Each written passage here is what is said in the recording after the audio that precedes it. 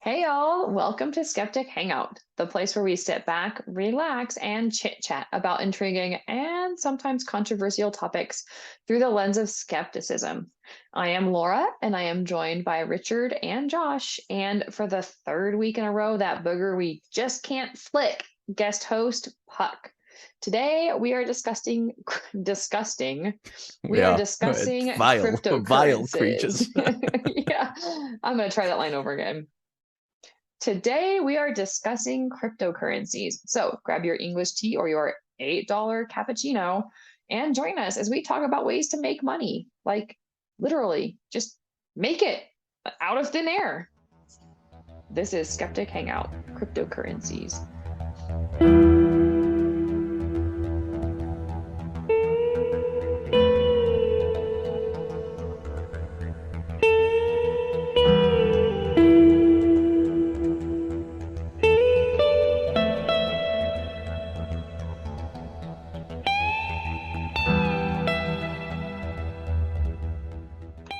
Okay, I want to dive straight in with this one and say, Do isn't it. all money made out of thin air? Yes, I was hoping we would get to that. Let's just jump straight at it. Um, no, I think we should probably start by talking about what cryptocurrencies are. But yeah, let's get to the point where all money is fake eventually. You know what? It is one thing to say that all money is fake, but like if I pulled out a $10 bill, Josh pulled out a $20 bill, and Laura, you pulled out 100, we all have a pretty good idea of what those all mean relative to each other. Mhm. If Richard pulled out a 20-pound note, nobody would have any clue what that means. Um, but it means something. It doesn't mean Only that nothing. it was worth I more didn't than say it meant $20. nothing. Yeah. It's that it's based on nothing. It's a social agreement. Like it doesn't actually exist as something. Like it's a piece of paper, and we determine that the one that says 100 is worth more than the one that says 1, right? And that's true of all currency. It's a social agreement between the people within that culture. But let's get on to cryptocurrencies because just regular plain old dollar bills is not what this episode's about, although we can certainly get into it. But I know just enough to be ignorant about it. Talking about like Dunning-Kruger, I have the opposite effect where I'm like, I don't know shit about it. So we'll find out here. But Puck, why don't you start us off with Okay, so we talk cryptocurrencies? about the Dunning-Kruger curve. The cryptocurrency is the one place where I feel like I'm finally on the slope going up, where I know enough about it that there are a lot of people who are pretending to know more than they do. So basically, strip everything down to the bare essentials. Cryptocurrency is based on a kind of technology called blockchain, where blockchain is basically an immutable ledger that's verified on all points that are using it. So for example, if you bank somewhere, if you have a bank, your bank has a central server that handles all their banking and computing needs there. In a decentralized system, everybody who uses that banking system has access to that system on their computers. Now, does this have some advantages? Yes, it makes it a little bit more secure, because if somebody hacks your bank's computer, that's going to cause a lot of problems. If anybody hacks a decentralized computer, well, they're not going to be able to really do anything because they have all those other computers to compare it to that says, oh wait, this one is the odd one out. We can throw out that information because we have a much more robust network on it. If I'm going to use a term here that the computer scientists are going to love, called graceful degradation, which means that you can lose a good chunk of the network and still have the overall network still be roughly intact. Okay, so this is one of the things that people like about cryptocurrency, because it's decentralized and no one person has control over it, and nobody can just print, I don't know, $10 billion worth of notes and suddenly everybody has money. It's seen because it's computerized and publicly accessible. This ledger, anybody has who's on blockchain has access to it.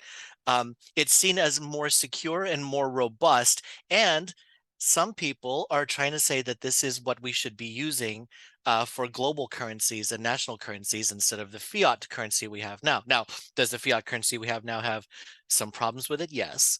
But my contention is blockchain isn't actually solving any of that. Yeah, the way you just described it, it just sounds like we're taking our fiat money, digitizing it, and calling it good. Like you didn't really tell me anything about cryptocurrency that's different from just we're digitizing our money. I thought when we started the show, this is My bad for not doing research. So Josh, you get the gold star for this one. But my thought was that you were talking about things like the new currencies that they're just, now I can't remember the names Well, there are of a bunch of them. different kinds of cryptocurrency if that's what you're going There after. are. Yeah, like where just a company makes up a currency and starts selling it based on whatever reason. There was the one where you like can mine for it online. Yes. So Bitcoin relies on miners, Bitcoin. okay? Okay, Yeah. because a blockchain must be verified, and it is a very computer intensive process to verify a blockchain, which is basically think of it as a huge list of ledger entries, right? Like person A gives so and so amount of money to person B, person C gives so and so money to person D. All of these are aggregated on a blockchain, and then another computer verifies, yes, I verify all these information on the blockchain. Then it's written on the chain. That's immutable. It's always on the record. And that's what they had. And everybody who's on the blockchain has access to that ledger. So they can verify, oh, okay, this is where everybody's money is here. Now, to start this currency, yes, it has to start with fiat money going into it. Somebody has to say, I'm going to exchange 100 US dollars for 100, let's just call them ledger dollars. And that's how money gets funneled into the system. Now, this is where the eyebrows go up because, wait a second, isn't this then completely based on other people putting money into the system? Well, yes. Right. And what do we call a scheme where the money that people get is completely dependent on the money that new people are putting into it? It's a pyramid scheme. Yeah. Right. So I like that skeptics like us, we can look at that and just immediately tie it to other scams. But somehow this is gaining traction. Now, blockchain technology is fascinating. Okay, the computer science behind it is actually really interesting, and I would encourage our viewers to look up a video by look up many videos that explain the actual computer science behind blockchain. Blockchain itself is not what I personally have a problem with. It's the cryptocurrency and the stuff that's being done with cryptocurrency that I have the biggest problem with. I'd say Yeah, the okay, biggest so problem is it kind of goes into like, it almost reminds me of like the speculative boom with comics in the 90s, where everybody's throwing their money into it because that's what the big Yeah. thing is. And the entire worth of crypto and the entire worth of those comics back then was based on the fact that everybody was thinking, oh, this is the one that's going to get me rich. This is the one that's going to get me rich. And eventually the speculative boom died out and it almost tanked the entire comic book industry. And I could see the cryptocurrency doing the exact same thing because we've already seen it manipulated by people like Elon Musk, who said like, get your money in cryptocurrency, and it suddenly just shot the hell up, and then he lost interest in it, and then it went way down, and then he even got it up with Dogecoin, which is a joke kind of crypto. It's not even like official crypto, but it like, unlike real crypto, I think has like some kind of relation to like a standard that they can generate, but Dogecoin could just get continuously generated over and over and over again. So it's completely worthless, except for the fact that he was able to make people think that it was worth something for a little while. So like this is all manipulative to people that are trying to get rich. And the majority of the people that I know that have gone into crypto are people that are trying to get rich, or they're using it to manipulate people below them so they can get rich, and then they take the money out of crypto and go and take it into cash and put it in their banks. So it's very much, It's a hit and run kind of thing. yeah, there are people that have gotten rich doing it, but it just like pyramid schemes, it's very, very rare that you're going to be one of those people that get rich. Although if you go on YouTube, where I did a lot of my research, everybody seems to have like the tick where they know how to get past this and they know how to beat the system on it. And it's very much seems like all the videos I've seen from people that have done like the pyramid schemes, the workout shakes and diarrhea tea, it has the same kind of feel in those videos as those ones do. Richard, what do you got on this? I kind of monopolized the first Yeah, I was 5 waiting for Richard. minutes. So. Yeah. I don't know. I know nothing about this subject whatsoever. I've done no research as always, and I don't know. It's I'm from the outset. I'm thinking.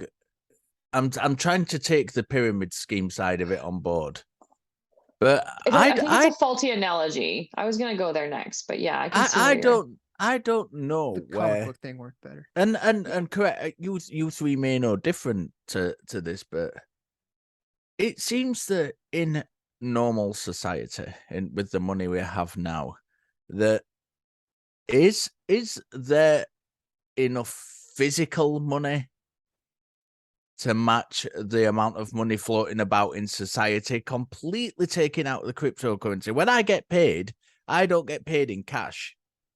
I see a number, I see a figure go into my bank.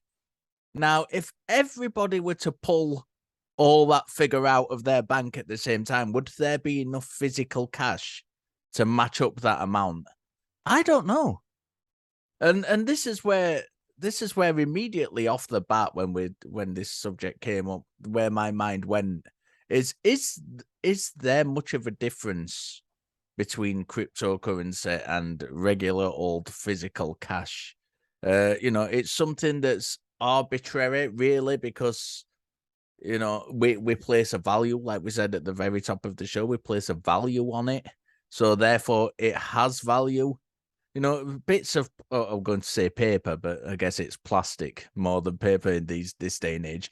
Bits of plastic with, a historical figure on isn't inherently valuable in of itself. It's the value we put on it. So I'm kind of at a halfway house between it. Cryptocurrency does sound like a pyramid scheme. That may be just simply because I don't know anything about it and I'm just looking at it on the surface. And on the other hand, it doesn't sound that much different to what we already have. The problem is the value's purely speculative, and it shifts a lot as opposed to like what we use in the banks right now. That value, yeah, we do get inflation, but it's never to the drastic levels where crypto had gone almost down to zero at one point.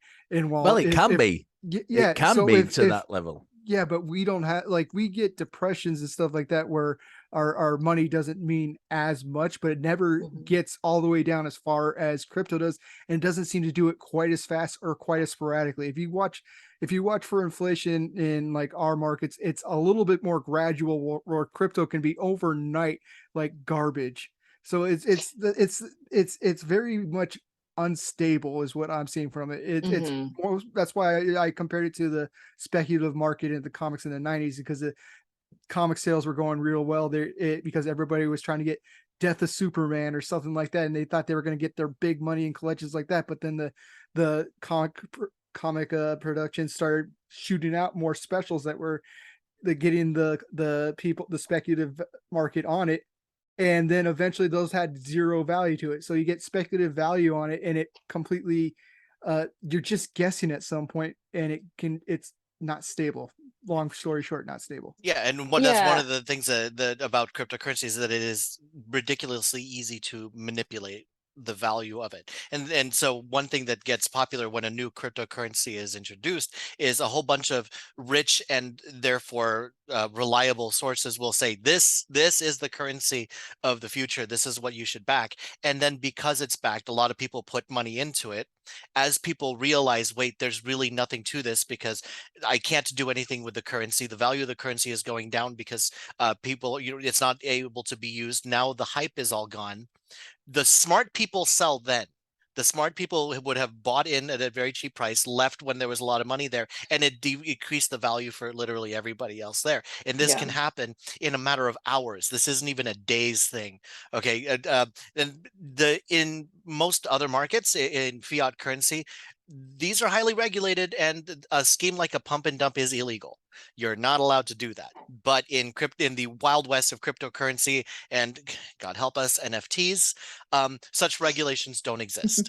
Where someone can, and because blockchain, even though it's decentralized and everybody has access to it, it's also anonymous. So unless you know who has a specific wallet, you can never trace what that wallet is doing. So you can't say very easily, oh, look, somebody just bought up all this cryptocurrency to make it look valuable, which encouraged other people to buy into it. And then since it's the people who, everybody on this was in on the scheme, they just took out what money they put in and the money from the people that they scammed into it. It's so much easier to do that with crypto. And it's hard to tell which ones are legit and which ones aren't. Like I watched, I'm like, this is where I'm going to sound like an absolute freaking idiot, but I got to get my voice in here somewhere. And there was a documentary I was watching. No, it was a true crime podcast about one of the early crypto guys. Was making his own money. Like he was inventing the money, would buy his own stock, fake it, right?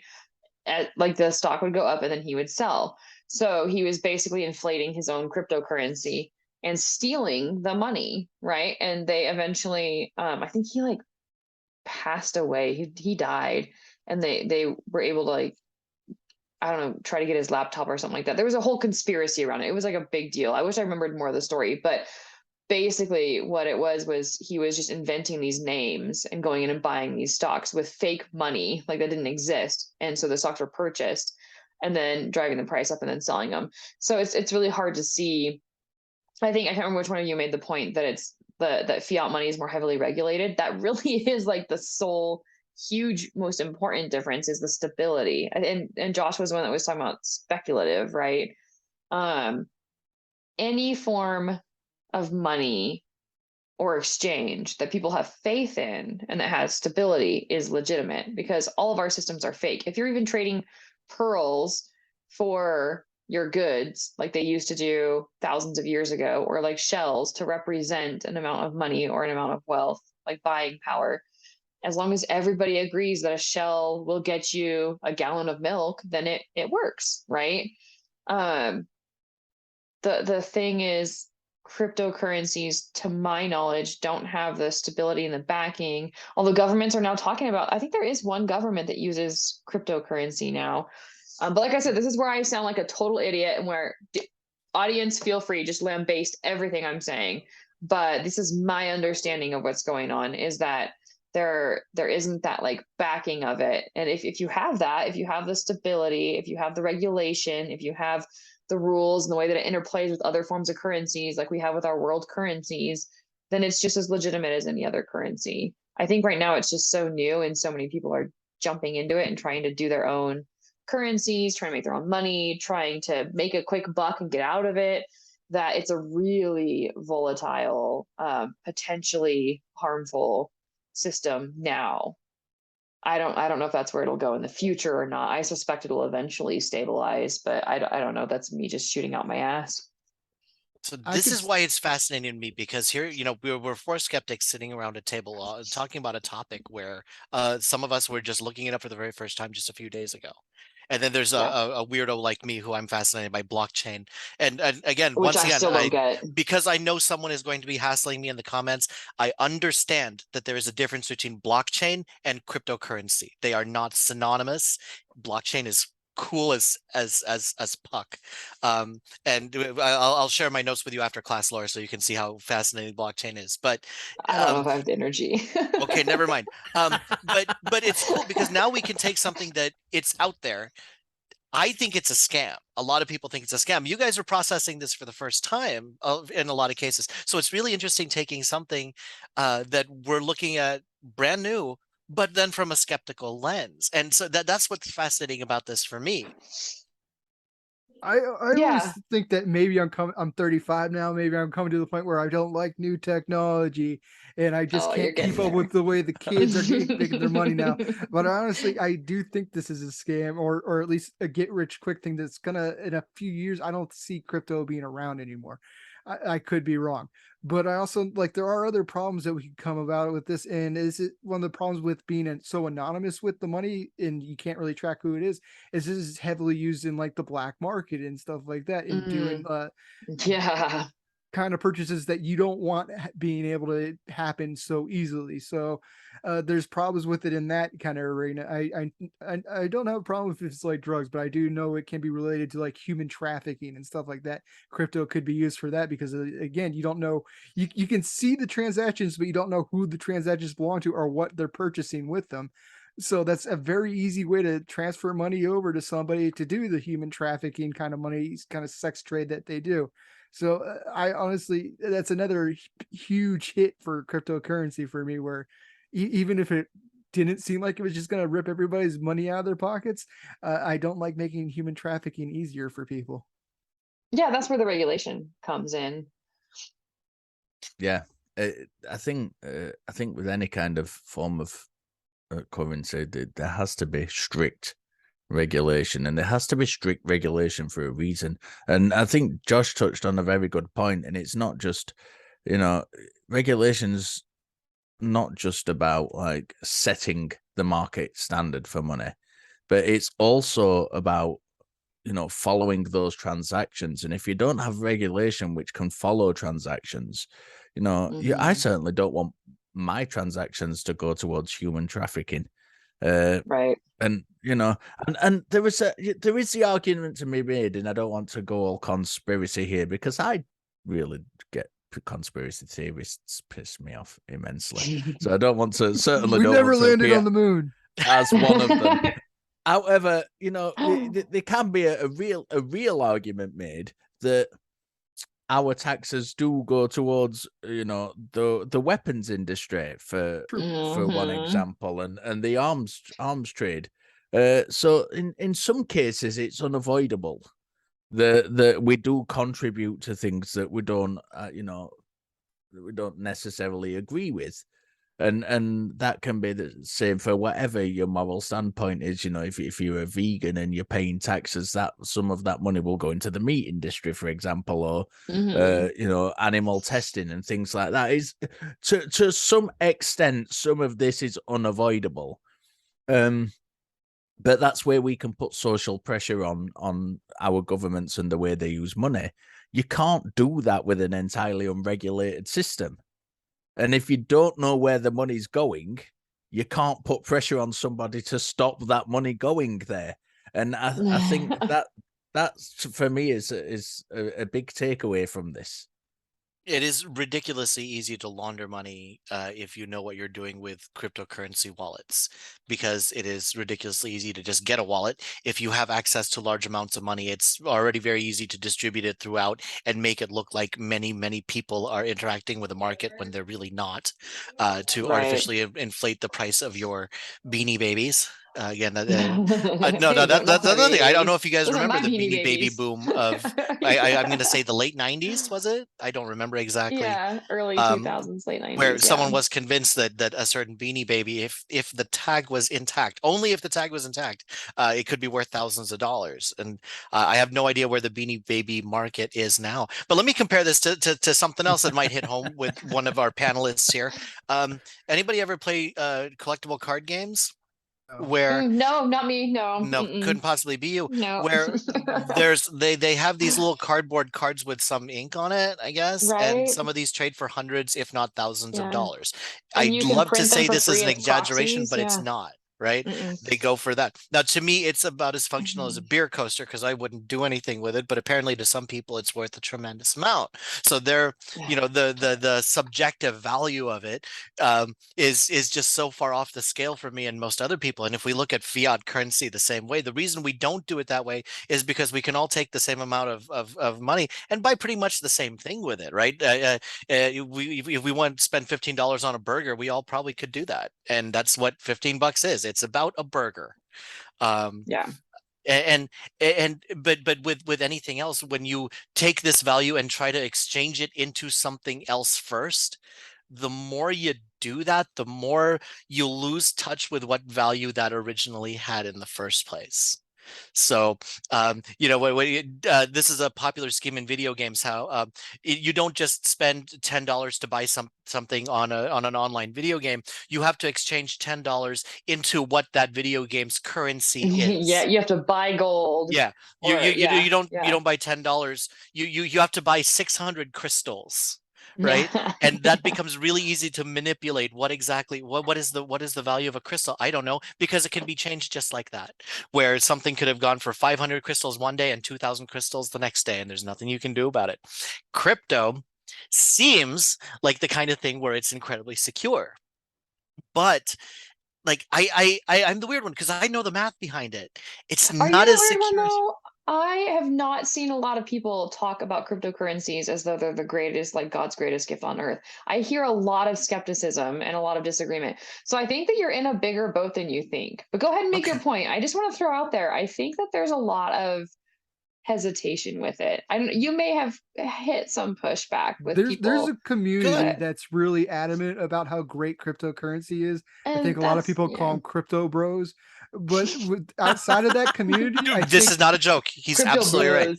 bros. yeah, outside of that community, I think most people are skeptical of them because even though our money is technically a value that used to be towards gold, but the gold standard doesn't fucking exist anymore. Right. It's at least something visual that you can put in our hands, while something just that's out there on the cloud or whatever seems imaginary to most people. So even just like on an instinctual level, crypto seems bad. That's why you have to have people make big stories about how they got rich with it in order to get people into it. It's artificially inflated. Yeah. Do we think Josh has just brought up a point that I'd like to touch on, and I don't know the answer to this. I'm just throwing it out there.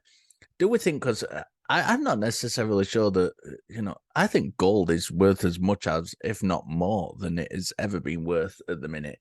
It's gone up, Certainly a few years ago, it was shooting up. Like, do we think it's not necessarily that gold's not worth as much as it used to be, but do we think it's that cryptocurrency is appealing because it's there for anybody, seemingly on the surface?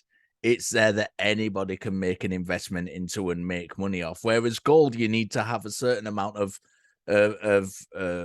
cash behind you to make it worthwhile investing in to begin with. Whereas So I have cryptocurrency to- is like it can anywhere. Certainly, that's the perception I get that from it. And as a complete, we're going to say novice, but I'm not even at that level of understanding with it. That you can jump in regardless of how little you make and make a lot of money off it.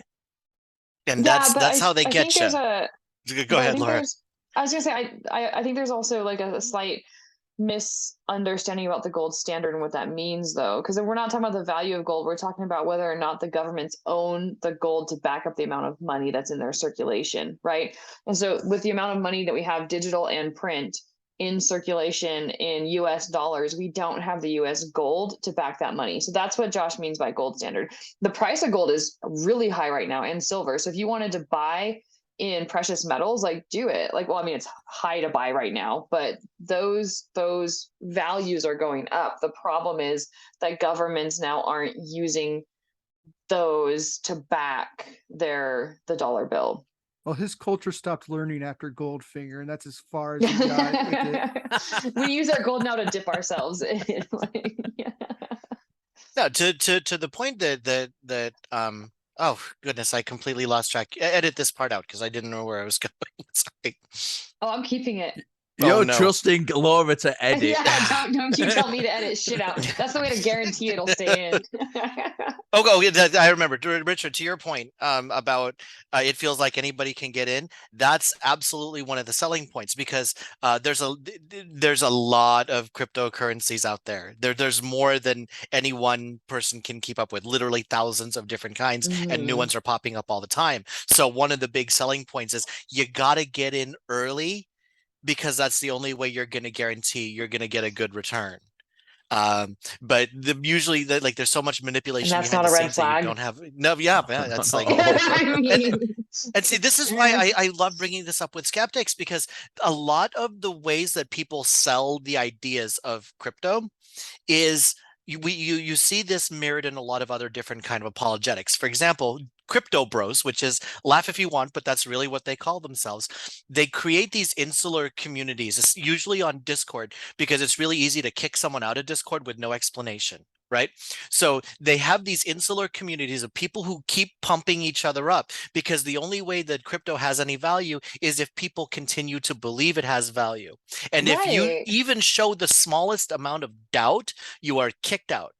Okay. You are called FUD. Because their investment is now like that much more threatened. Every person who doesn't trust in crypto, it's the same thing as what Josh was saying with the comic books and what you were saying to Magic cards. Like right now, I had to look up the price. Like the most expensive Magic card right now, Black Lotus, is worth like $500,000 for one. Black Lotus is far card. too slow. Okay, like if it doesn't matter.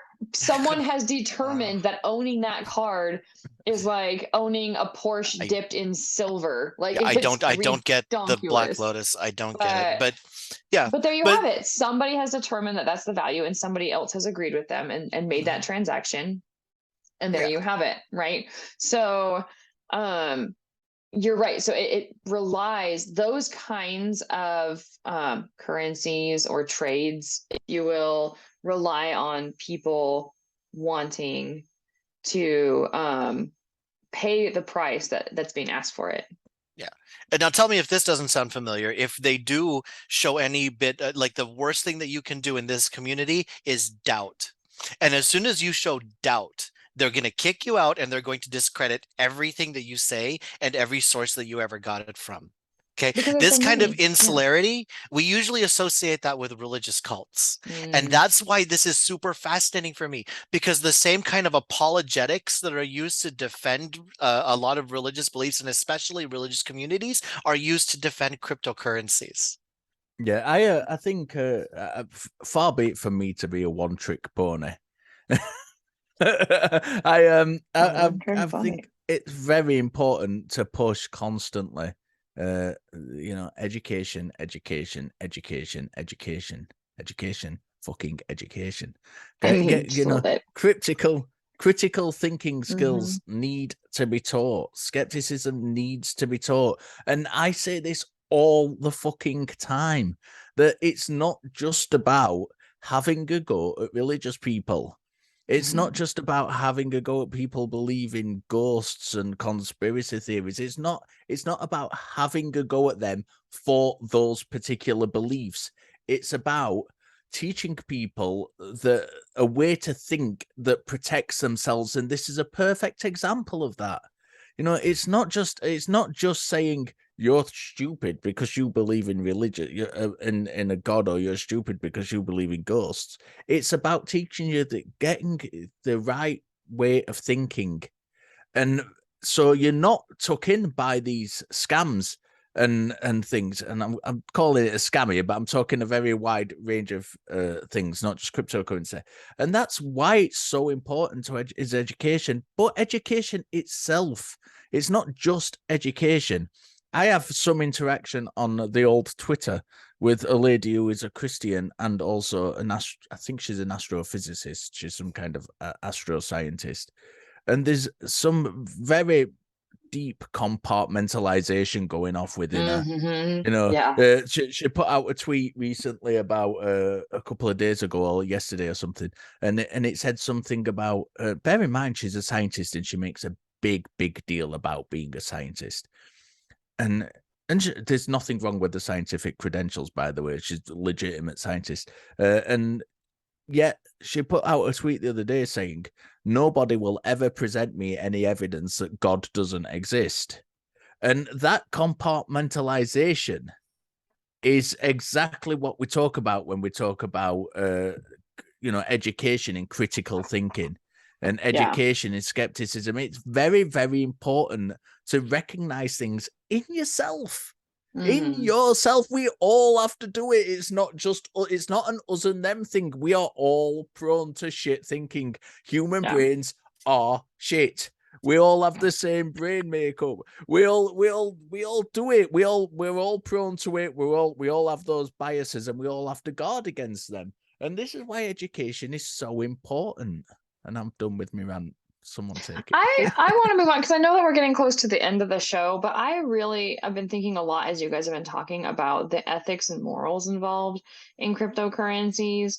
And it kind of bothers me. Like, there are things where it's like, okay, I'm going to make a quick buck. And I know that what I'm doing is not above board. It's like sketchy, or even if it's perfectly legal, it's going to end up hurting people. Someone loses out. Like, I'm taking advantage of somebody else's loss by doing this. Right. And so I don't know very much about cryptocurrencies, and I could be entirely wrong here, but it sounds to me like the way that the market is so volatile and it's get in fast, get a whole bunch of other people to buy, and then sell high while everyone's into it really sounds like deliberately taking advantage of other people's losses because they're going to now lose those investments, or at least their investment is going to diminish. when interest in that particular currency wanes, or when like a whole bunch of people sell really quick, right? And it just kind of like bottoms out, right? So I see it when you have that mentality. I can't remember who said it, where it was like they're telling people get in early, get in fast, right? And then sell once it goes up. There's a big moral conundrum there for me, and I'm wondering what you guys think about that. Yeah. I want to hear what you guys think, because I actually know the apologetic for this that they use, because I spend way too much time in crypto discords. I would think a lot of people going in for it, they don't really necessarily think of themselves as screwing other people over. I think they're like the people like Elon Musk that completely can manipulate the market on it. That's a fucking asshole for a lot of other reasons too. But a lot of people are just going in there and they see it as selling at the right time and stuff like that, and they don't see them as being as manipulative as people with higher stakes in it are. I think it's just the people that actually have the money and the power to manipulate the market. They're the ones that are the problem with that. Otherwise, I honestly don't see a moral problem with it, unless they openly, if they don't believe in the crypto that they're selling, though, then maybe they're a dick. But if they believe in it and you're utilizing it, I really just think that they may be naive. I can't necessarily say there's anything morally wrong with that or that they're being abusive. Yeah, I just draw the comparison there that I think it was Punk made earlier on about between them and religious people, because that what Josh's point is equally valid. In that community as well, you've got people who go, you've got apologists who go in who know the fucking talking bollocks. And we were talking off camera about one of those earlier. We've got apologists who go in who know full well that what they're saying is absolute shit. And they're trying to save face, and then you've got other people who come in who believe, and they genuinely believe, and they don't really realize that they're compartmentalizing. Yeah. And there's so many parallels I've learned in this last half an hour. So the between religion and cryptocurrency, which I never knew about, and I'm not technical enough to understand crypto. My brain doesn't work that way in math and things like that. Message me after the show. I'll tell you all about ZK snarks and why they're the most interesting thing in math ever. Credit Richard as the crypto expert in this episode, just like in the YouTube description. So that is the actual apologetic that's given, is that we know that this happens with crypto. We know that scams happen, but they don't think of it as a scam. They just think of it as the natural life cycle of a cryptocurrency. So if they are able to get in before this, this is their term, not my term. If they're able to get in before the dumb money gets in and profit from it, they consider that to be just, it was their turn. Or they made the right business decision and other people made bad business decisions. So they don't think of it as a moral thing. They just think of it as I made a better decision than other people did. That I think is a moral issue. And they don't have to think it's a moral issue. I, on the outside, think it's a moral issue. I'm with Josh that if you're just well-meaning, you're trying to figure out where to put your money, you're like, I'm going to invest it somewhere. Oh, cryptocurrency. You know what? I heard Elon Musk say something. I'm going to get in on it early. Like that really ignorant kind of like, well, I'm going to try it out and see what happens kind of thing. Boom. Good. Fine. I don't think the outcome is good either way. I think that there's a responsibility maybe to be a little more responsible with your money, but I know that people can get hurt even investing in the regular stock market, and people can get hurt just trying to save, right? So I know that it can happen no matter what, but that is the mentality that I think there's an ethical issue for me with. If somebody came to me and was like, here's how you got to do it. You got to get in early before all the dumb money gets in, put in like just pennies to the dollar, and then when it shoots up, sell, and then blah, blah, blah. If that's what they're selling me, if that's what they're telling me to do, I don't feel good about that. I feel like to me, it violates my ethics. Like I want to make money in a way where I feel like I've made money as ethically as possible, hurting as few people deliberately or not deliberately as possible. And I know that you can't earn an American buck without it somewhere along the lines hurting somebody. But yeah, but unless you're putting big money into it, everybody's risking being the dumb money that's coming in there. So maybe they just think that they're coming in at the smart time, but everybody's capable of being a sucker for the most part. So I think that might be where they can kind of even out these apologetics for it is they're taking the same risk as Oh, like everybody they else. could be the is. dumb money. Yeah. Yeah. Or it could just crumble or whatever. Yeah. I mean, I don't think they Yeah. go in thinking they're going to be the dumb money, but a lot of them probably are the dumb money. I would say with this is definitely something, look beyond what they're marketing towards you. Cause when I was first looking into this a couple of days ago, what I was hearing from, cause I just went straight to the source. I went and looked up YouTube. I wanted to see what the pitches were. And like, everything sounded legit to me. I'm like, I'm going to need to take in a couple more sources and see if it's still holding up after that. Cause I'm like, I still don't trust it, but I can't figure out where the problem is here. Cause like I said, instinctually, I don't trust money that I can't put in my hand, but it definitely, they were selling it very well. They sell the blockchain and the ledger made a lot of sense how people they can try and mess with your bank's computer, completely screw you up. You cannot screw up one person's ledger because everybody has a copy of that ledger that they can go onto, and it's verifying that. So you can't just steal from one person. They're going to catch it. Like, oh, the security sounds great. But then you look into the other things that we brought up with the speculative market and all the other stuff. And then you're like, oh, it's still crap. It has good sounding security, but it's definitely not stable enough to be something you want to invest in. Yeah, this is why again, last time I promised, draw a hard distinction between blockchain technology and the math behind it and cryptocurrency, which is I don't even know what the proper analogy is, but the most immoral possible use for blockchain technology, I guess I could say. Anyway, Right. thank you for indulging me on this topic, you guys. That was interesting, actually. Yeah, I mean, I know we're coming up to the end of the show, and so we're probably going to have to cut it now, but it would be interesting to get into why or why not, if blockchain is such a magical thing, that actual banks don't use it, right? Like if banks, we're digitizing our money like big time. Cash is going out the door, and digital money is the predominant way that people exchange money these days. I even Venmo my friends money. I don't even pay my friends cash. Like if I have to pay them back for something. So obviously digital is the way we're going. It's a whole other conversation, I know, but maybe we could send that to the Facebook for a question. Like, banks seem to be secure. We seem to all have faith in them. They're using currencies that are already well established and stable. And if this blockchain is so magical, why don't banks use it? Or what's the difference between giving your digital money to the bank versus giving your digital money to cryptocurrencies? I think Puck's made some good arguments for the differences. But what do you guys think on Facebook? And then you gentlemen, do you have any closing thoughts before we say good night? I think we got to cut Richard loose, so I got no thoughts. Is that Let's just release in him to the life in general? workforce. You guys have indulged me on a very interesting topic, and I appreciate the opportunity. So thank you. Awesome. All right. Well, let us know what you guys think. Thank you for listening. I learned a lot during this show, and I now have a lot of research to do. I hope you guys do too. And I hope that whatever decisions you make in terms of cryptocurrencies, that it's an educated decision. In the meantime, keep questioning. Interrogate your beliefs. Stay skeptical. Bye. Bye. Bye. Hello.